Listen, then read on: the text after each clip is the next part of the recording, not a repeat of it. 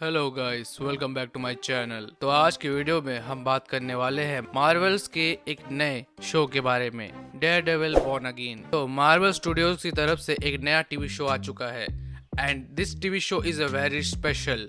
बहुत से लोग इसका इंतजार कर रहे हैं और ये एक आर रेटेड शो होने वाला है। बेसिकली मार्वल इतने हाई लेवल के वायलेंस या ब्रुटैलिटी को अपने किसी भी मूवीज में या शोज में नहीं दिखाता, बट डेडपूल एंड वुल्वरीन के बाद ये सब बहुत बदल गया। तो आज की वीडियो में हम डेयरडेविल बॉर्न अगेन के बारे में बात करने वाले हैं, इसके कैरेक्टर के बारे में बात करने वाले हैं और इससे जुड़ी कुछ इन्फॉर्मेशन के बारे में बात करने वाले हैं। अगर तुमने नेटफ्लिक्स की डेयरडेविल की जो शो है उसको देखा होगा और उसमें इसमें क्या कनेक्शन है उसके बारे में हम बात करने वाले हैं। तो चलो स्टार्ट करते हैं। तो अभी तक जो मैं ये वीडियो बना रहा हूँ, अभी तक 2 एपिसोड आ चुके हैं डेयरडेविल बॉर्न अगेन से। तो चलो बात करते हैं। सो फर्स्ट ओरिजिन, डेयरडेविल का असली नाम मैट मर्डॉक है, जो एक लॉयर है जो सुबह में अपनी वकालत करता है और रात के अंधेरे में अपने विजिलेंटे वाले काम करता है, जो देख नहीं सकता पर इसके हियरिंग सेंसेस बहुत ही ज्यादा एडवांस हैं। ये क्रिमिनल्स को पकड़ता है पर उसे जान से नहीं मारता। ये मानता है कि क्रिमिनल्स को भी बदलने का मौका मिलना चाहिए। एक मिनट, ये थोड़ा सुना सुना सा लग रहा है ना। रात के अंधेरे में निकलता है, मार्शल आर्ट्स जानता है, क्रिमिनल्स को बदलने का मौका भी देता है। एक मिनट, ये तो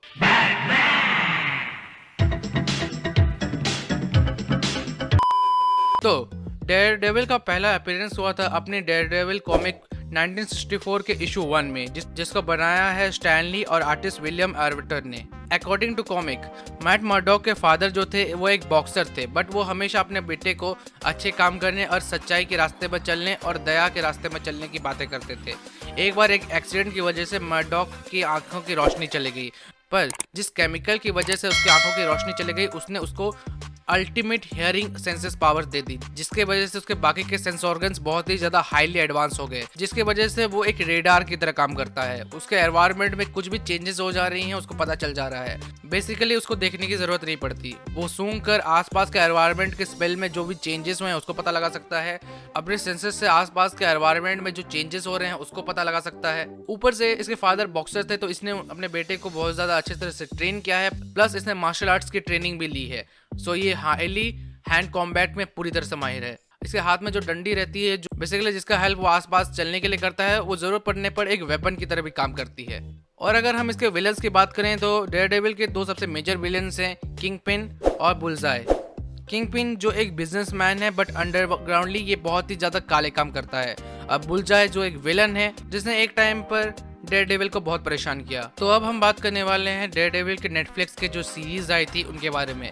अब तक इसके 3 सीजन्स आ गए हैं, तुम्हें पूरे सीजन देखने की जरूरत नहीं पड़ेगी, क्योंकि जो ये नया डेयरडेविल बॉर्न अगेन है थोड़ा सा एक तरह का सॉफ्ट रिबूट है। लेकिन तुम अगर जानना चाहते हो तो मैं बस एक मिनी रिकैप दे देता हूँ। तो पहला सीजन में हमें डेयरडेविल का ओरिजिन बताया गया था, जो मैंने बात कर ली है, जहाँ उसका मुकाबला किंगपिन से हुआ था, जो अंडरग्राउंडली एक गैंगस्टर है जो बहुत से बुरे काम करता है, बट समाज के सामने उसने अपना एक बहुत ही ज्यादा साफ चेहरा बना के रखा है। सेकंड सीजन में डेयरडेविल के साथ बहुत ही ज्यादा बुरी चीजें हुई। वो लॉयर का काम कर रहा है, लेकिन वो अंडरग्राउंडली क्रिमिनल से भी लड़ रहा है। एक टाइम पे उसने अपने एक डेयरडेविल बनने पर गिव अप भी कर दिया था, बट सीजन के लास्ट में वो वापस आ गया।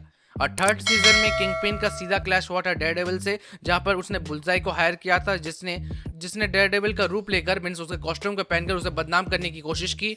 और लास्ट में डेयरडेविल ने किंगपिन और बुलजाई को बहुत ही ज्यादा बढ़िया तरह से धोया, लेकिन उसने उसे मारा नहीं, क्योंकि उसके पिताजी जी ने कहा था कि मोरल्स क्या है, रिस्पॉन्सिबिलिटी क्या है, क्रिमिनल्स को बदलने का भी चांस मिलना चाहिए। सो यहाँ तक थी थर्ड सीजन। इसके अलावा नेटफ्लिक्स में भी कुछ ऐसे सीरीज बनी है जिसका कनेक्शन डेयरडेविल से है, और इनकी अपनी एक सेपरेट कोलैबोरेशन प्लस एक वेब सीरीज भी आ चुकी है, दी डिफेंडर्स करके, जिसमें तुमने Iron Fist, Luke Cage, Jessica Jones, इन सबको एक साथ देखा होगा डेयरडेविल के साथ। इसके बाद से जो ये नेटफ्लिक्स का शो है ये एक तरह से पोज में चला गया, लेकिन इसके बाद जब इसके राइट्स मार्वल के पास आए तो अब हमें डेयरडेविल बॉर्न अगेन देखने को मिल रहा है। बट मार्वल में अपना प्रॉपर कमबैक करने से पहले इसने अपने कई जगह अपीयरेंस किए हैं, जहां पर स्पाइडरमैन नो वे होम में मैट मर्डॉक एक डेयरडेविल ने पीटर पार्कर का केस भी लड़ा। उसके बाद इसने सी हल्क में भी अपना अपीयरेंस किया, जिसे देखने के बाद मार्वल्स ऑडियंस ने कहा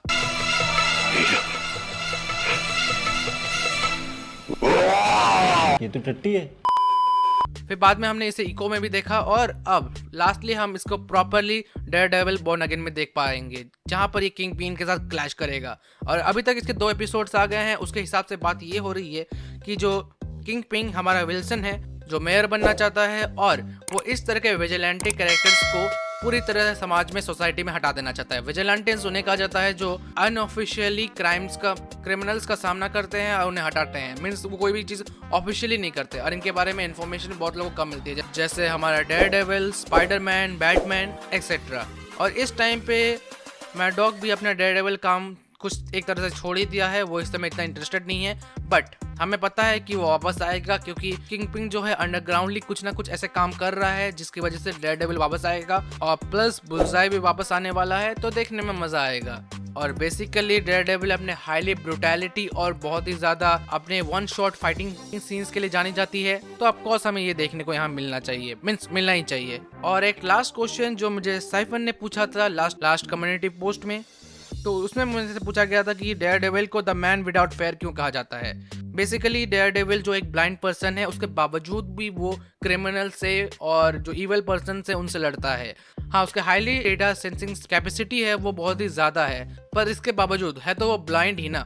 और जब उसके आंखों में जो रेडियो एक्टिव केमिकल गिरा था, उसने उसे इमॉर्टल या किसी भी तरह से एक तरह का सुपर स्ट्रेंथ नहीं दिया। वो एक नॉर्मल ह्यूमन ही है जिसे मार्शल आर्ट्स आती हैं, प्लस उसके हाईली सेंसेस बहुत ज्यादा एडवांस हैं। इतना कुछ होने के बाद भी वो क्रिमिनल से लड़ता है। और तुम्हें एक चीज बताऊं, जब स्टैनली इस कैरेक्टर को बना रहे थे तो उन्हें एक डाउट था कि क्या ये ब्लाइंड पर्सन को एक तरह से सुपर हीरो दिखाने से जो बाकी के ऐसे लोग जो देख नहीं सकते या फिजिकली उन्हें ये बुरा तो नहीं लगेगा। जब उन्होंने इस कैरेक्टर को देखा तो उन्होंने स्टैनली को बहुत ही अप्रिशिएट किया। उन्होंने कहा कि इसके रिलेटेड और भी कॉमिक्स बननी चाहिए। डेयरडेविल हमें सिखाता है कि तुम्हारे अंदर में जो कमियां हैं तुम्हें उन पर ध्यान नहीं देना चाहिए, बल्कि जो तुम्हारे पास है तुम्हें उससे और ज्यादा बढ़िया करना चाहिए। तुम्हें ये नहीं ध्यान देना चाहिए कि तुम क्या नहीं कर सकते, तुम्हें ये ध्यान देना चाहिए कि तुम क्या कर सकते हो।